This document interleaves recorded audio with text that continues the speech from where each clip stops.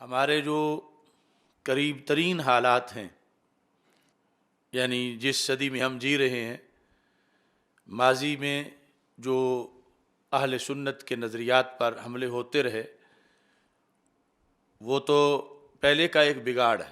یہ جن سازشوں کا ہمیں بھی سامنا کرنا پڑ رہا ہے، وہ اس تلازم پر مخالف قوتوں کا حملہ ہے۔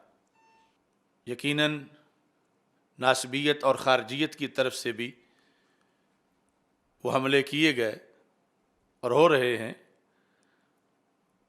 اور ان کا ہم ڈٹ کے جواب دے رہے ہیں، مگر جو دوسری طرف سے حملہ ہے اس میں کچھ نام نہاد وہ لوگ بھی شامل ہو چکے ہیں جو اپنے آپ کو اہل سنت کہتے ہیں۔ تو تلازم پر سب سے بڑا حملہ محمود شاہ نے کیا، جس کو میں فتنہ حویلیاں سے تعبیر کرتا ہوں۔ یہ کسی کو بات کڑوی لگے تو علیحدہ ہے، میرے پاس پورا اس کا دفتر ہے، اور اسی چیز کو پھر عبد القادر شاہ نے آگے چلایا۔ عبد القادر شاہ اسی کے نظریات کا ایجنٹ ہے، اور وہ ساری ضربیں تلازم پر اسی کی دی ہوئی سوچ پر اس نے لگائی۔ اسی تلازم کو ڈیمیج کرنے کے لیے طاہر القادری نے سارا زور لگایا۔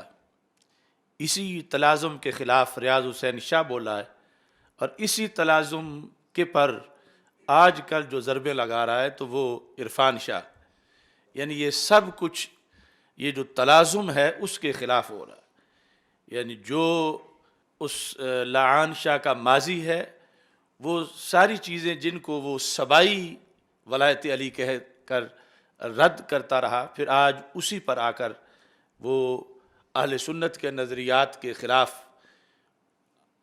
اپنا سارا اسلحہ استعمال کر رہا ہے۔ باقی چھوٹے موٹے بہت سے لوگ ہیں اور بہت سے آستانے ہیں، بہت سے لیڈر ہیں، تو یہ صرف چند کا نام ذکر کیا۔